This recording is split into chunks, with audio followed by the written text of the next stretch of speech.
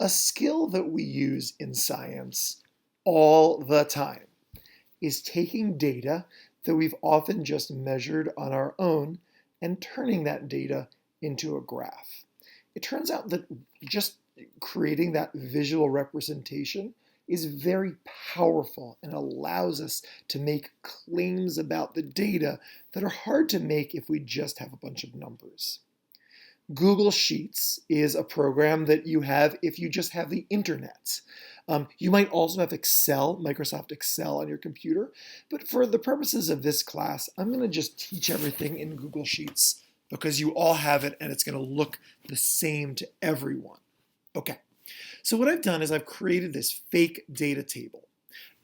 Imagine that you have a baby that is born, like babies are, and then its parents take it to the doctor every week to measure its weight. And then the doctor writes down the weight every week, and then we can create this table of weight for the first 5 weeks of the baby's life. Notice a couple of things about this. First, if I just did what I said I did, the default title in Google Sheets is Untitled Spreadsheet. And that's fine, but in general, if you're going to want to find it later, and it's often really helpful to be able to find your own work, give it a better name, a name that you'll remember what it means. For instance, baby graph.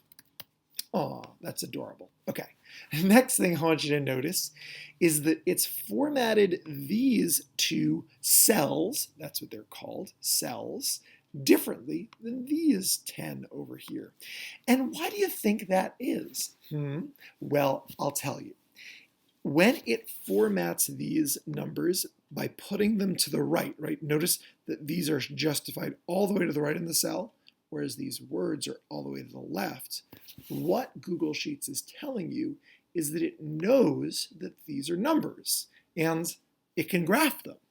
If it doesn't think that they're numbers, well, it can't graph them.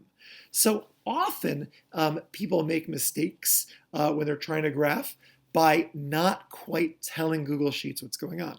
Now, how do you know if Google Sheets knows that it's a number? Well, if it moves all the characters all the way to the right in a cell. But let's say I typed in 7 days. Now notice what it does, it pushes it to the left. And Google Sheets is just telling you there, it doesn't know what this is. It's not going to graph it as the number 7. It just sees a bunch of digits. So don't write days over there. Instead, notice I've written age and then in parentheses days up top, and weight and then in parentheses pounds up top. Another thing I've done that I want you to notice is I've put the age column on the left and the weight column on the right. Now, it doesn't matter where on the sheet they are. They can be over here, or they can be over here, or they can be over here, whatever. But age has to be on the left and weight on the right if I want age to be on the x-axis and weight on the y-axis. If I make it like this, and I plot this as a graph, it's going to put weight on the x-axis and age on the y-axis. So we don't want to do that, and therefore we're going to keep this order.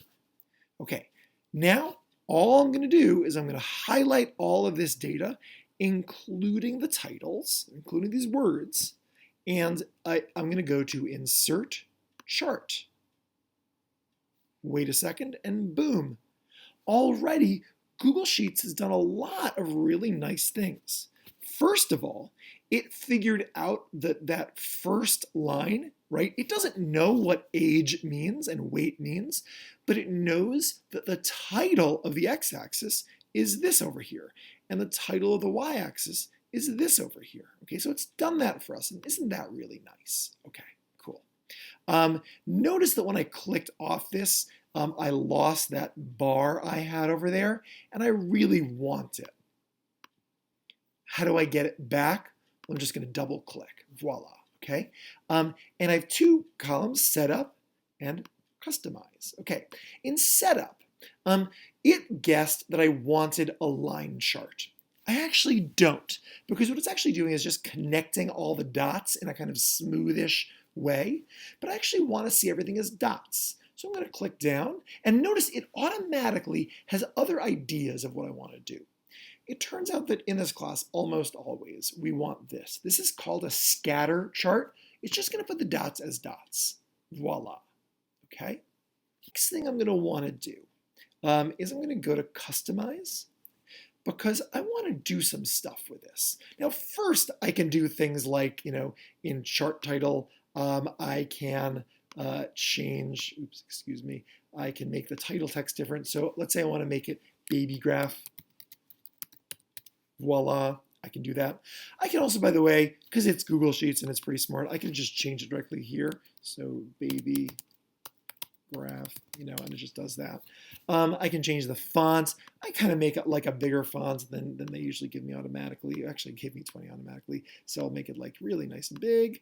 I'll make the weight bigger too by like double clicking on that and then clicking font size. Notice that when I double clicked on it, it automatically brought me to the vertical axis title. I can go to the horizontal axis title manually like this, and then change the font.